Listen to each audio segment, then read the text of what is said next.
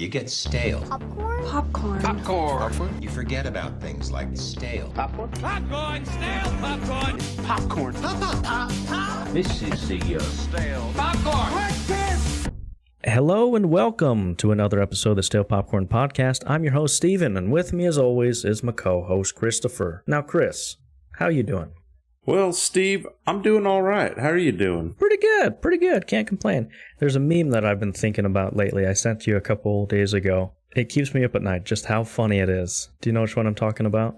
Me pretending that I look at your memes here. There it is. No, is it the one with the yodeling kid? Are you still on that, or is it the no, not that one. The people doing the old milk carton challenge? What are we talking here, Steve? No, it's a picture of Death Eaters from Harry Potter and the Goblet of Fire. And it says, when Death Eaters appeared in Harry Potter 4, I thought they were the evil version of the KKK. And then the comment says, what do you mean the evil version? Yeah, I do remember. That did give me a little chuckle there. So the KKK has been on your mind, huh? I guess in a weird kind of way, then sure. Yeah, I mean, Juneteenth's coming up. We gotta fight racism one day at a time, right, Steve? Exactly, yeah. Anyway, Chris, I bet you're flushed with cash and movie news. What you got for me? You got one of those two correct. Well, let me start with this. Tom Cruise, ever heard of him? Heard of him. Know him personally. Yes. Well, he was in a film with Dakota Fanning. You remember the film? War of the Worlds, 2005. Yes. Dakota had this to say: I started to be able to fit into really small adult shoes when I was on the War of the Worlds press tour, so I was really excited about them. So from that birthday on, he always sends me shoes. So apparently every That's really weird. birthday, Tom Cruise just sends Dakota a new pair of shoes here.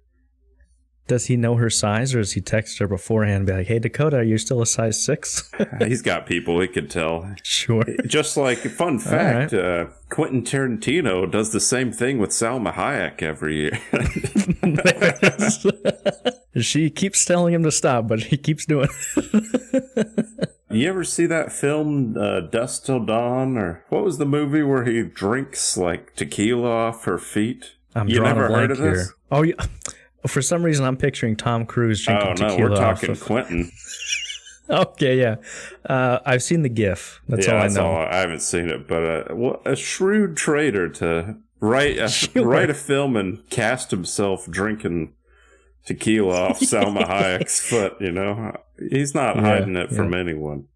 Richard Linklater's Hitman is certified fresh at 97%. One of Netflix's highest rated films ever. You seen the film? I have seen the film. Well, I'll let you. We'll talk more about that later, but I haven't seen it yet. But it's got great reviews here. Speaking of films, I got the list of the 5 highest grossing opening weekends at domestic box office for 2024. You want to venture a guess to see if you can get the top 5? We're talking Dune. That's number 1. We're talking bloody. I'm definitely not looking up movies of 2024. It's not Fall Guy. Godzilla, number 2. There's been a rough go of movies this year. I don't know. What are they? We got number 3, Planet of the Apes. 4, Kung Fu Panda 4. And 5, Bad Boys 4. It's the year of the 4s. It is. Jeez. Oh, yeah. Wow. Check that out. Yeah. Interesting. So, yeah, so far the highest opening is Dune with 82.5 mil. Now, that's deserved. Now, Inside Out 2 is projected to make 90, meaning that would be the number 1 opening if it holds true here. Maybe it will. It's a summer blockbuster going for it. Children are out and about in the summertime. Here's one I know you're going to like.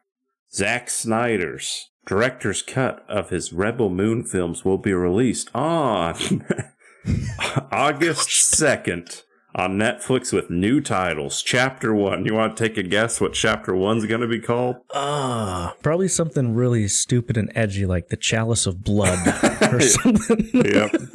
What I is believe it? it is Chalice of Blood. Is it really? Yeah. I did not. I swear you on, just on my guessed it? life. I just guessed It it. was original. It's called the Child on Fire, I believe. Yeah. No, Chalice of Blood. I legitimately guessed that, like pulled it out of nowhere. He probably was originally going to do Child of Blood, and they're like, all right, Zach, we got to tone it down a bit. Well, Chalice, then. Yeah. Chapter 2. Well, wait. Chapter 2. See if I can get 2 for 2. I'm channeling my inner Zack Snyder, my 2008 emo phase. I can see the hair on my face. Is it World Without Borders? I don't know. I thought you were going to say, This is Sparta. Yeah. No, it's, what was the original called? What's Chapter 2? The mowing, crop farmers We harvest unite. wheat here, bro. Farmville, what? I forget. The Scargiver. Scargiver. Well, this one's called Chapter 2, Curse of Forgiveness. Yeah, okay. Yeah. Let me pose a question to you, Chris. Why?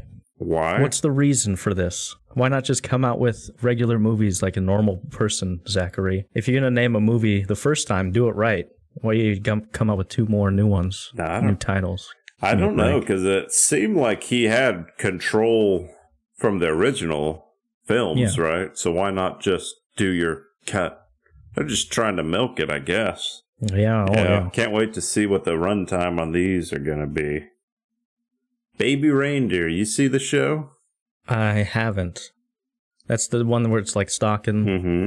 Yeah. It's become one of the top 10 most watched Netflix shows of all time. Now, Chris, you come at me with these announcements all the time with these Netflix best show of all time, biggest numbers. Yeah. Where's the evidence, man? Well, matter of fact, I was curious and I Googled it. I found some totally reliable website from Netflix.com. Mm. And it's number 10. It's got 84.5 million views. Is that site top 10 of this year or of all time? All time. You want to venture a guess what the number 1 show all time is? Is it Stranger Things? It goes by season. Stranger Things season 4 is number 2. Oh, okay. But season 3 is number 8. Is Squid Game season 1 like number 3? It's not even on there. I thought that was really. I thought that was supposed to be the highest watched or something. That had some cultural impact, Chris. But people were dressing up as squids for Halloween. Oh yeah, squids, octopi. Games. No, we got number 1, Wednesday. Oh, 252 mil. I forgot the power of the preteen angst. Mm-hmm. Yep. And then we got Dahmer at 3. And then we got a couple Bridgertons in there, throwing a Queen's Gambit. Night Agent, never even heard of that. No. Nah. Fool Me Once. They never even fooled me once because I never heard of that. And yeah, there we go. And then my brain got churning a little, and there's a little click thing. And I said, what's the top 10 films, most watched films on Netflix? You want to venture a guess on any of these? Well, I got to guess it's Rebel Moon, A Child on Fire is on there at least, maybe top 5. It is not. Really? Didn't even crack the top 10. We need to talk to Zach because he boasted on the Joe Rogan show that he's like, more people have seen my movie than Barbie, I'd say. He went on there and said that. He said that. He said it. Well, I mean, the number 1 on this has got 230 million views. The number 1 movie? Yeah, times that by $10 or whatever for a movie ticket. We're looking at $2.5 billion, basically, if we're going box. Yeah. The number 10 is a 136. So, he could be telling the truth here. But number 1, you're never going to guess this is it.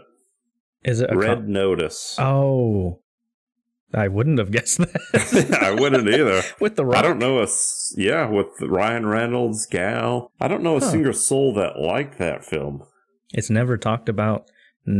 Yeah, I can't think of anyone who's ever seen it. I remember going to the movies and they were showing it at the movies, but it was already on Netflix. And I was just like, who's paying money to watch that in a theater? But we got number 2, Don't Look Up. You heard of this? Oh, it was a horrible movie. Did you see that? Yeah, I seen it. It was fine, not great.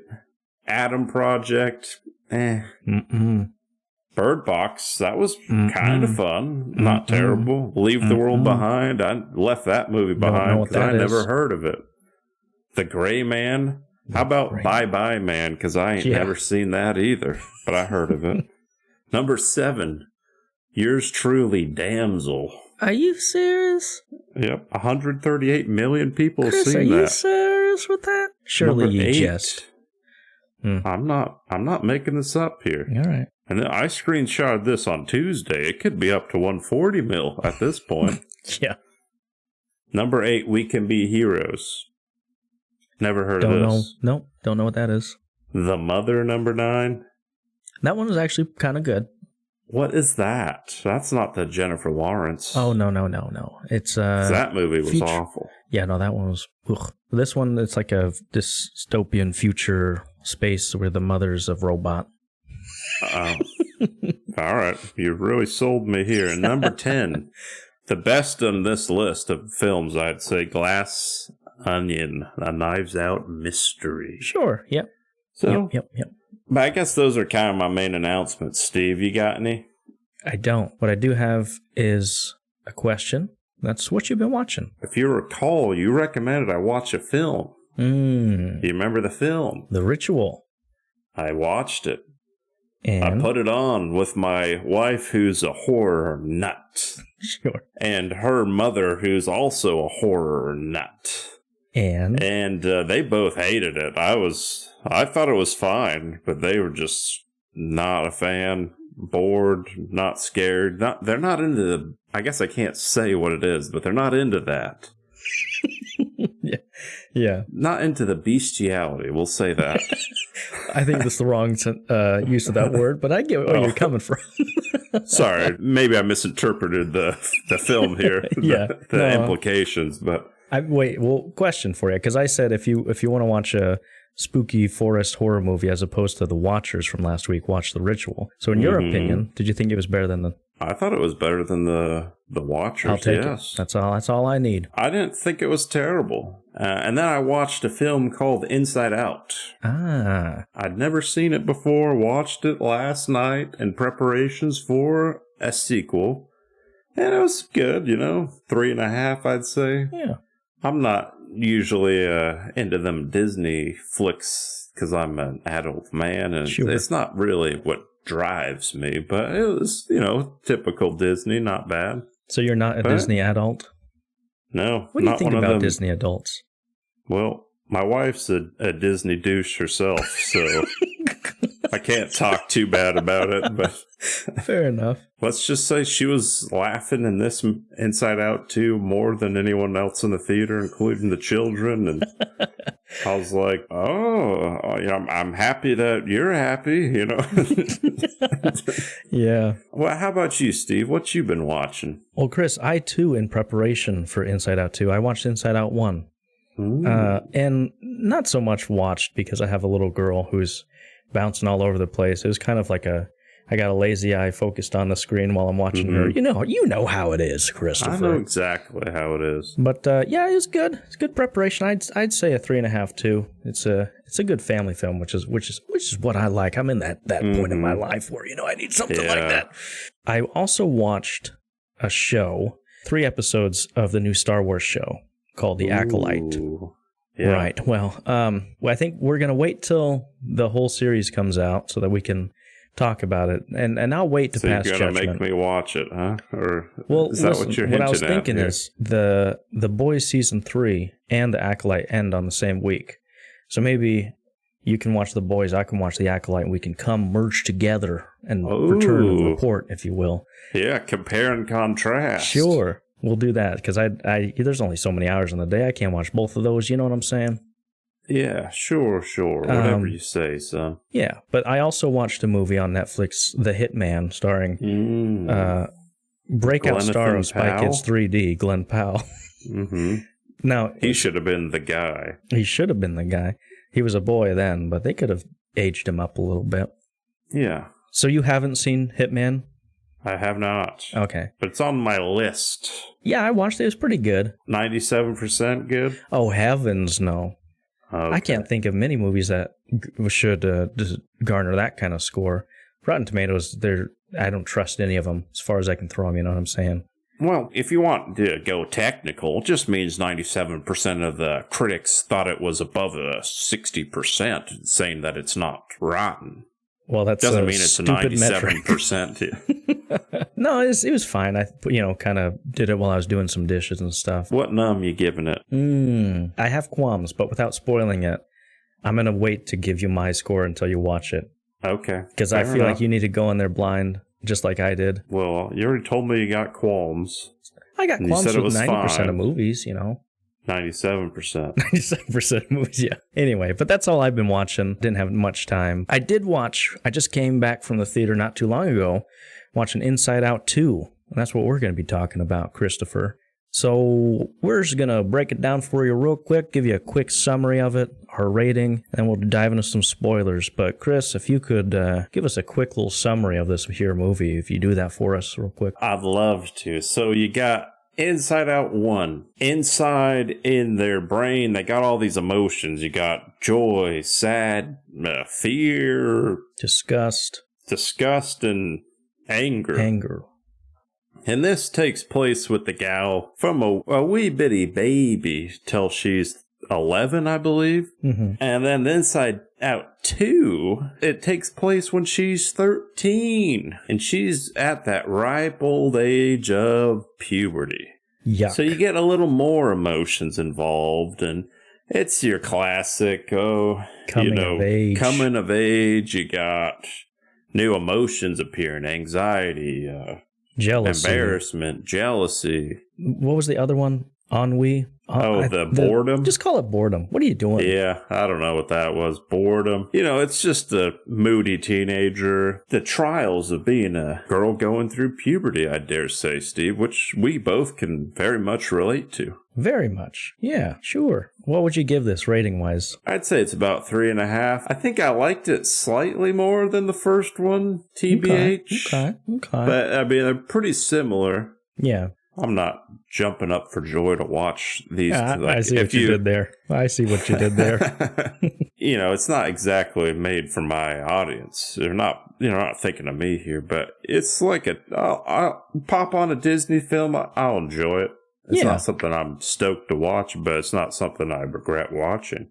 Yeah. How about you, Steve? Chris, I couldn't agree more. However, I'd say it's a 3 for me. I'd say it's a little bit less as good as the first one. I like the first one a little bit more, but still not a bad movie. A fun time for the kiddos.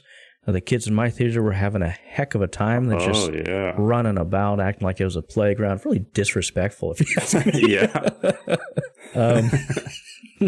No, but it was good. I liked it. I guess without spoiling much, that's like if you've seen the first one, you know what you're about. If you got kids, summertime, go and watch it. Super fun. Or wait for a couple weeks till it's on Disney Plus and watch it. I think if you liked the first one, you'll like this one. So same. Well, with that being said, you know what I got? What? I got qualms. Oh. Just a few. Let's hear. I got a couple as well, but you go ahead. So yeah, retreads a lot of the same ground as the last one, insofar as there's a specific emotion that is not liked by the rest of them.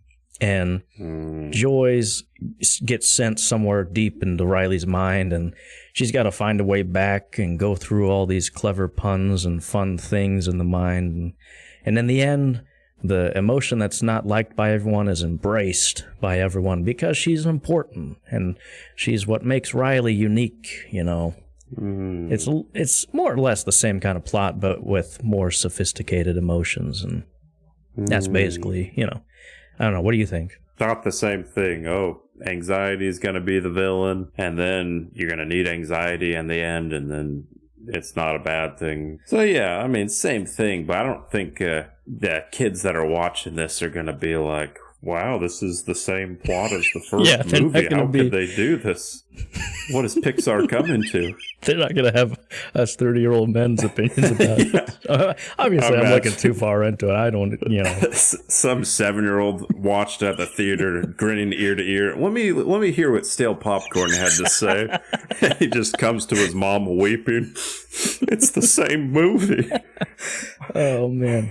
I sensed a callback, an homage, if you will, to Spider-Man 2. If you recall, when Anxiety's doing the whole spinning thing and everything, and they take her out, and she's like, it's self-sustaining now.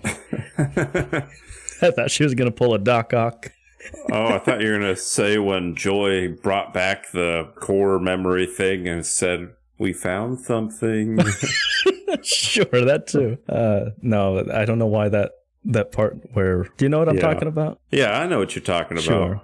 I also thought you were talking about the time where Envy asked if anyone lost a bunch of $20 bills wrapped in a rubber band.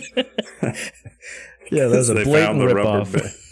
I just copied it. And then when Anxiety is going crazy and Joy says, shut it off, Otto. Yeah. Did you recognize the voice of Envy? Oh, you already know I did. I was hoping you wouldn't, and then I could call it out to you, and then you would not believe me, and I could mock you. Uh-oh. I recognize they switched a few voice actors. I don't know if you caught that. I did. I was waiting for Bill Hader, but I was like, that doesn't sound like Bill Hader at all. Yeah, it was not. It was Arrested Buster. Development. Buster, yeah. Buster, do you have to do that here? Also, Mindy Kaling isn't back. No, it was some rando. Someone I never heard.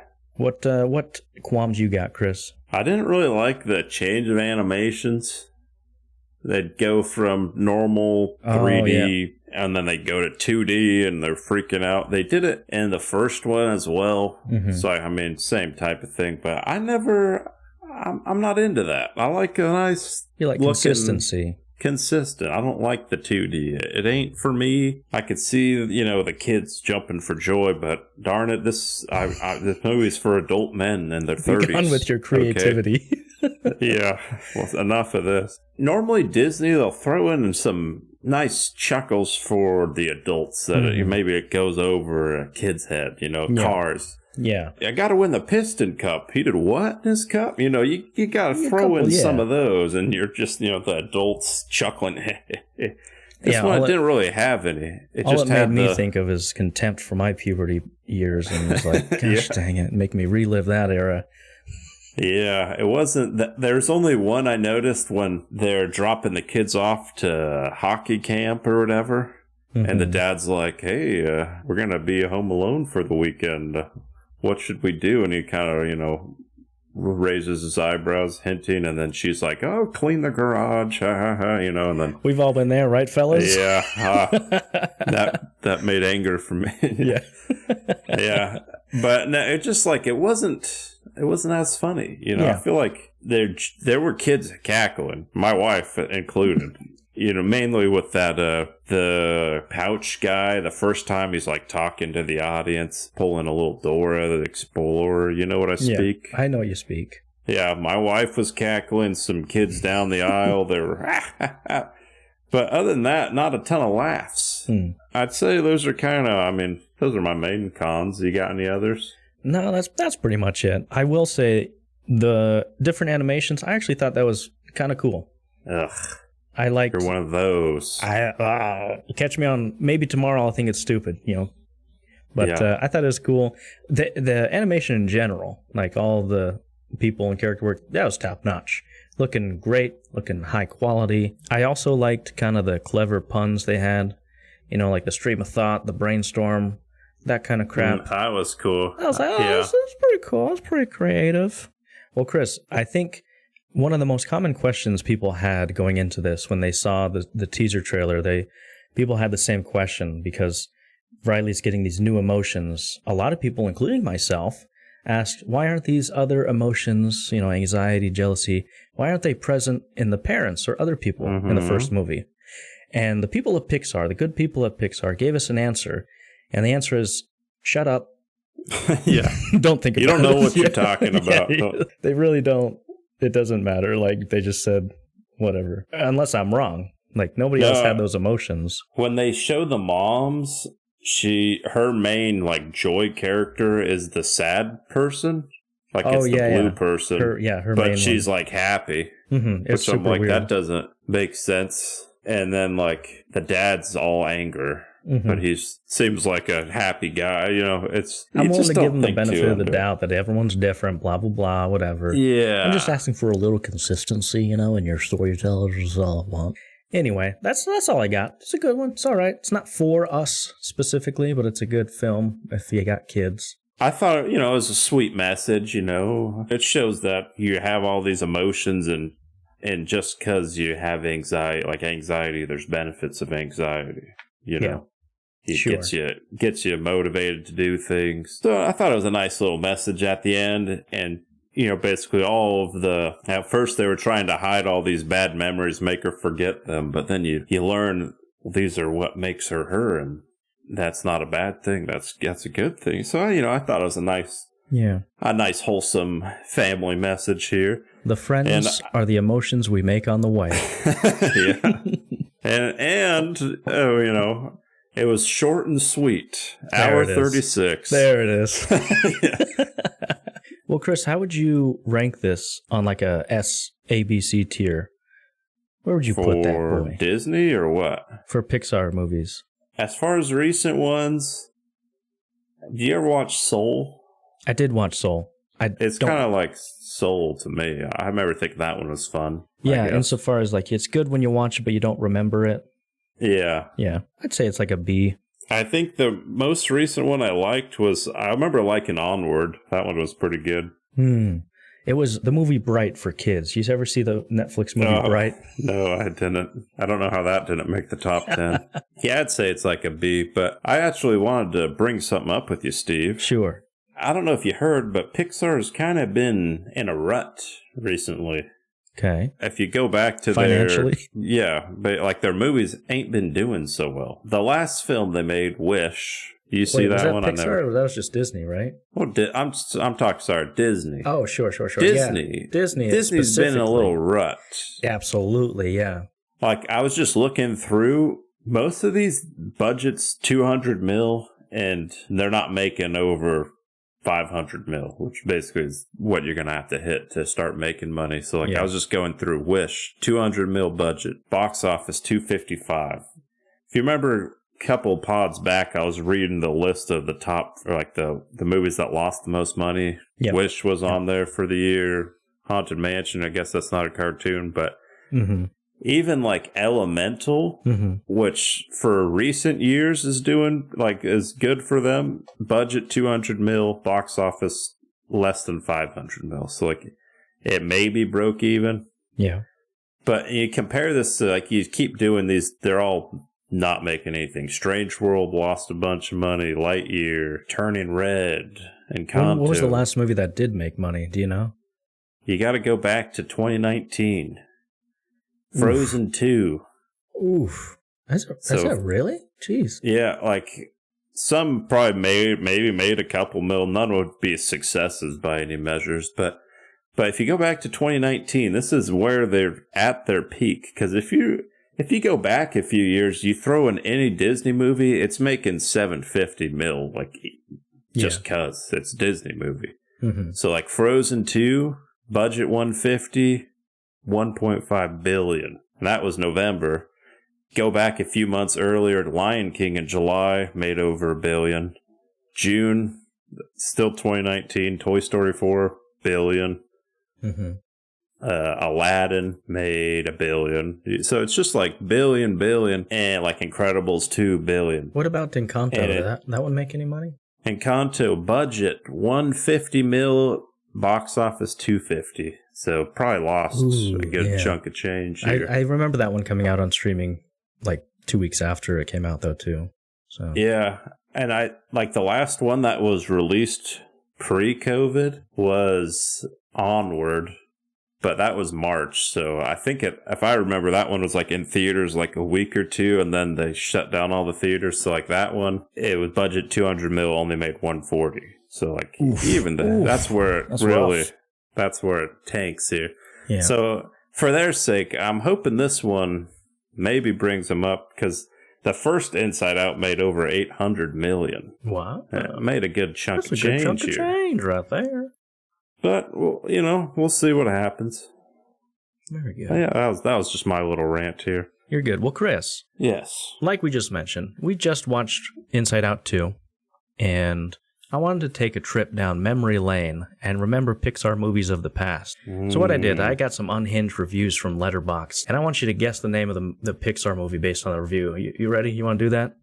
Yeah, I'd love to. All right. Be sure to stick around for We're the doing last one. straight Pixar here? Straight Pixar. And we're not repeating any franchises, too. So if one of them's a movie... If I say Cars 3, Yep. there's no other cars. Correct. All right. All right, you ready? I'm ready. This one's from James, 4.5 stars, says, bold of Disney to finance and release a movie about a megacorporation that destroys the Earth. Is that Wall-E? Yes, it is Wall-E. Yeah! Very good. Look at you. Look at the big boy brain on I brand. know. I got a good feeling on this. All right. This one's from Savannah, 4.5 stars. Ford versus Ferrari wants what this movie has. Cars. Cars. Yes. Yeah. And I'll let it slide if it's like you guess Cars 2 or something like that. But Was it Cars 1? it was Or is indeed Cars 1. All right. Thank you for allowing me the leeway. I'm Sure. feeling confident here. All right. This one's from T Culture Vulture. 4 stars. My favorite children's movie that features torture, a suicide attempt, a corpse, and general mass destruction.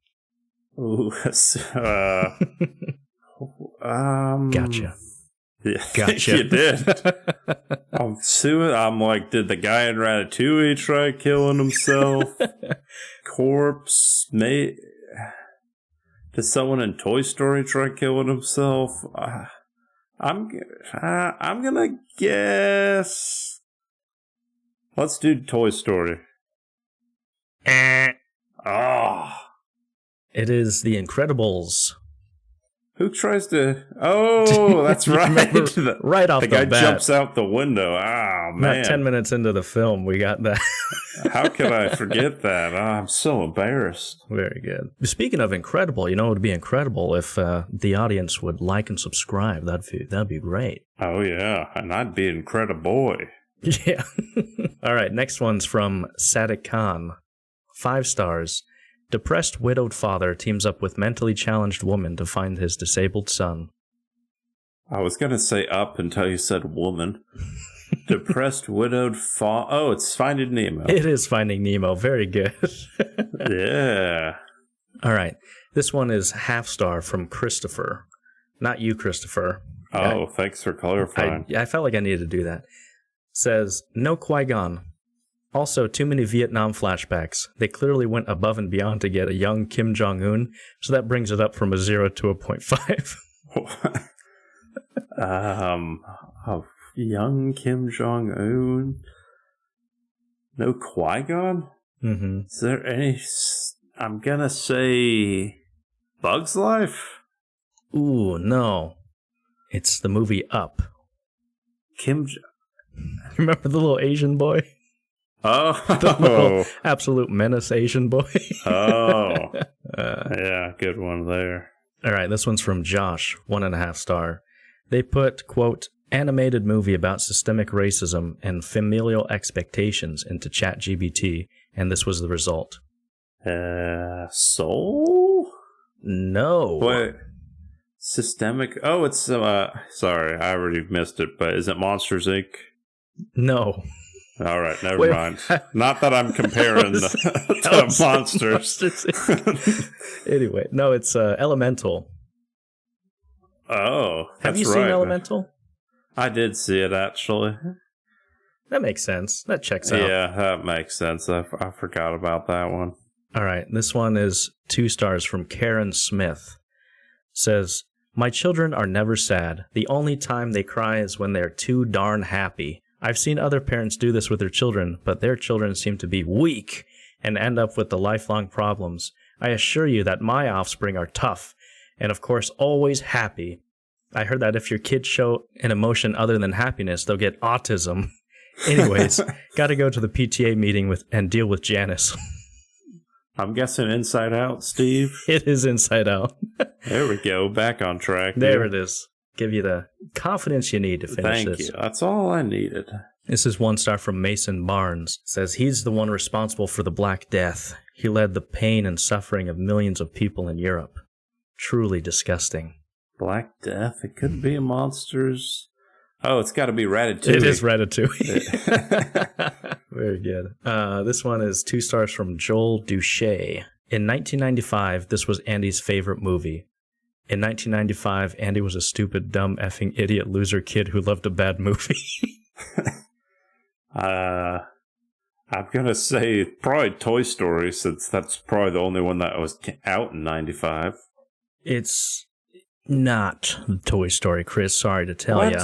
It's actually the movie Lightyear. You remember Lightyear? That old gem of a movie? Yeah, I never seen it. Oh, I guess that makes sense. So he's watching that movie, huh? Yeah. This one is from Aiden, half star. As someone who hates their father, this film does nothing for me. Could be a Coco, maybe? I never seen that, but I think it has something to do with death. But there's also Luca, which I never seen. I feel like 90% of Pixar movies have to do with death. It's something about a dad? Yeah. I'm gonna say Coco. It's the movie Onward. Oh, I was just... You were just talking about Onward. I forgot that. Oh, my goodness. And this one's my favorite. From Anthony Koval, 5 stars, says, Steve Buscemi should have been a live-action character. I was immediately thinking Spy Kids 2, but live-action character, so I'm looking for one with a sickly old man. You're thinking too hard about it. He's not a monster, is he? Brave. Is it a Monsters, Inc.? It is Monsters, Inc. I'm thinking a bit too hard, huh? That was kind of mean, because Steve Buscemi's a good guy. Fantastic in Spy Kids 2, if you ask me. Yeah. His finest work. Greatest line in cinema history. That's all I got, Chris. That's all I got. I felt confident, and then I let myself down. I let all my fans down. I let you down. You got at least like a 50%. Yeah, that's still failing. Well, that means I'm rotten on Rotten Tomatoes here. I want to be certified fresh. All right. I want to be Hitman status. There it is. Well, that's all I got for today. Chris, you got anything else? No, that's all I got. Thanks for listening, and let us know what we should watch next. And you have a good week. Bye. Bye. Popcorn. This is the Stale. Popcorn. Popcorn?